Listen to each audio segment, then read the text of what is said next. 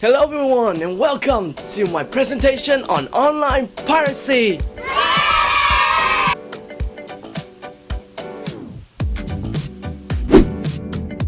In this presentation, we'll be answering 3 questions. 1. Why did I choose this topic? 2nd. What can be learned from this topic? 3rd. My personal conclusion. Let's get to it.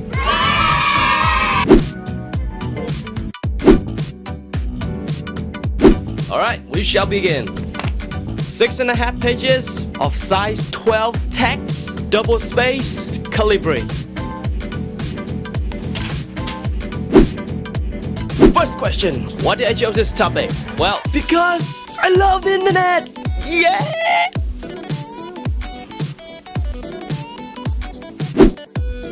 Or, to be serious, I still love the internet, and I would hate to see it go. And let me tell you, the web is the only thing we had control of. Almost. For me, it's a very interesting topic to take on. Because I came from Vietnam and we pirate everything. And I mean everything.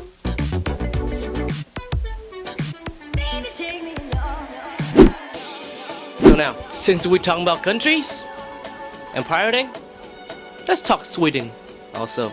So, that would be the comparison between America, Vietnam, and Sweden about online piracy.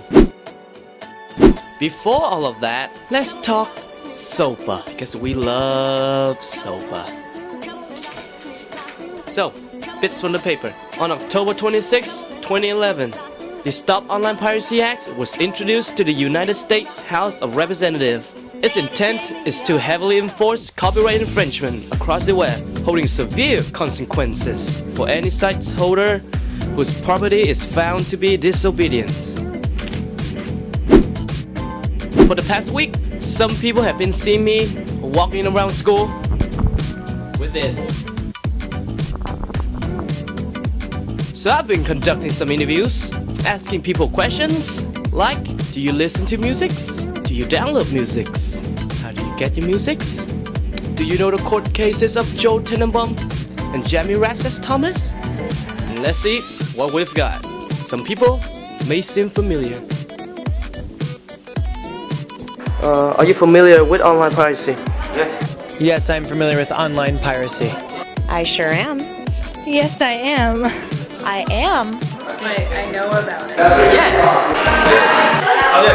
Absolutely. Yes, I am. I am. Did you listen to music a lot? Do I listen to music? Yes. I listen to music. Yes. Yes, I do. Of course I do. A little bit, not that much.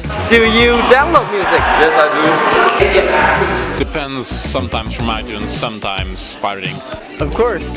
Yep. For your information, I also download musics illegally online. I'm not proud of that. It's just that we like free stuff. Sad but true. But is it fair to get sued for $1.5 million? We're talking about college students, single moms, people who are trying to get through life. Let's see how others think about it, shall we? Is it wrong to steal music? I still think it is, but at the same time, is $1.5 million of a fine appropriate for somebody who took 15 songs? And I think that the fine was excessive. I think the sum that they have to pay is ridiculous. I think that's pretty ridiculous. I don't think that companies should be allowed to try to take this money from people like that. You know, they say it's in the name of the artist, but then are the artists really going to get the $1.5 million settlement? Probably not.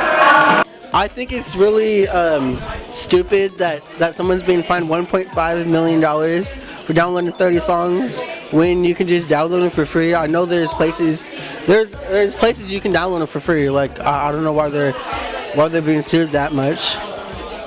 I mean, I think it's a way for corporations to punish people, and it's like a scare tactic. I think it's not really realistic. I mean, people download music and stuff all the time.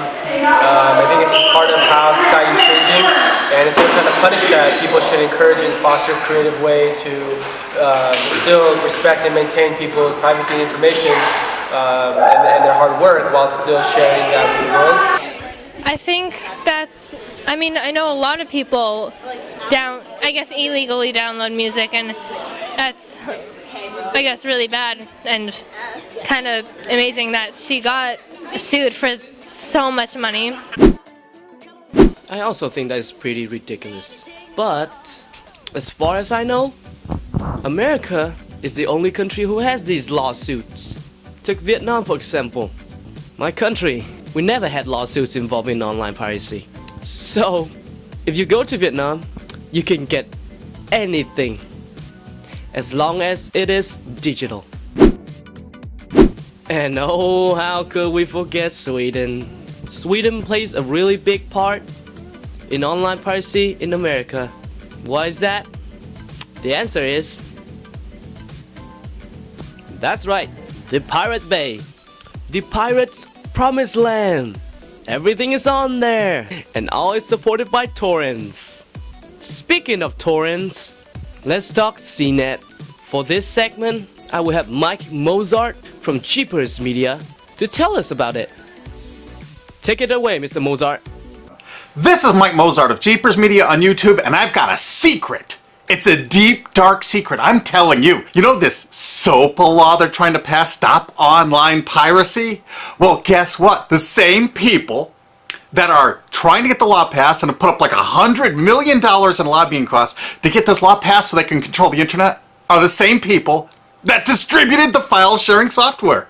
That's right, they're the ones that actually profited from the distribution of the software and taught people how to use it and then turned around and sued people like you for billions of dollars. They want to make even a little bit of copyright infringement a felony online.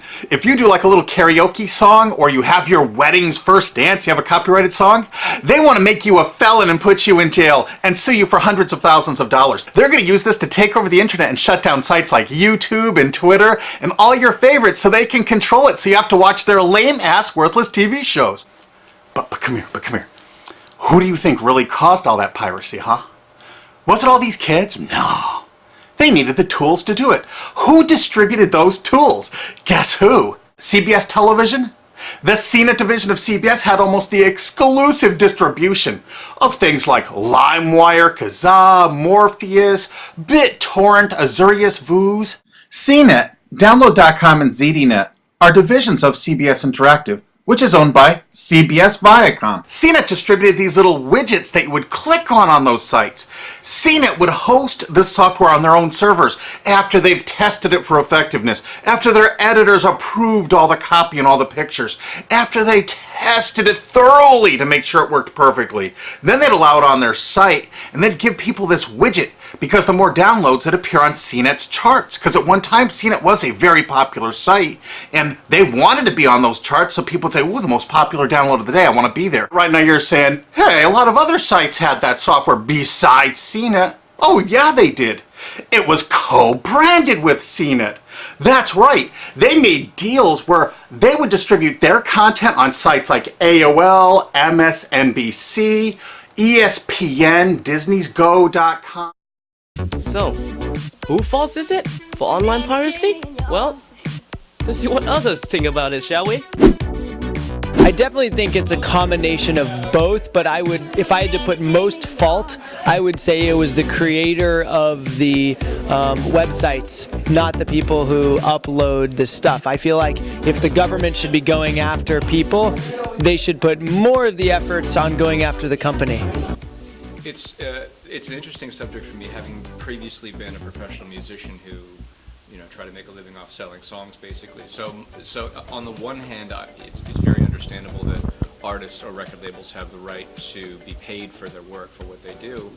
At the same time, when you have the kind of software available where trading of MP3s is like trading cards, it's simple. I mean, we used to trade cassette tapes. This is just a simpler and more refined version of that. Still, I think that, you know, that artists' work should be protected somehow. But I think, you know, record labels would sort of drop the ball on how to make that happen, and did long ago. First and foremost, I don't believe in stealing. Stealing is wrong. However, I think that people who make music, people who make movies, or other kinds of media that want to protect it need to understand that in this day and age, things are going to become available and they're going to have to adapt to it in some way. In my opinion, it's everyone's fault. Because I think that CNET never intended for this, but in some way, they should take some of the blame, or at least stand up and say something for the users. That brings me to my second question. What can we learn from this? Pirate, but don't get caught pirating. Nah, just kidding. Internet is a very big place, and there are people who are trying to gain control over it, and you are their victims. If they succeeded though. Alright, let's wrap up this presentation with the third question. What are my conclusions? The internet has opened up a whole new world when people can do a lot of things that they can't in real life. You can write emails, you can speak to other people internationally and get to see their face, and you can pass out information and opinions like I'm doing right now. Just post it on YouTube and you're good. But if SOPA passed, there wouldn't be a video. So my question to you is, how should we treat the internet? Because I know there are lots of problems others than online piracy, cyberbullying, hackers, information blackmails, you name it, the internet has it. Alright, so that's the end of my presentation. Thank you guys for watching and see you again real soon.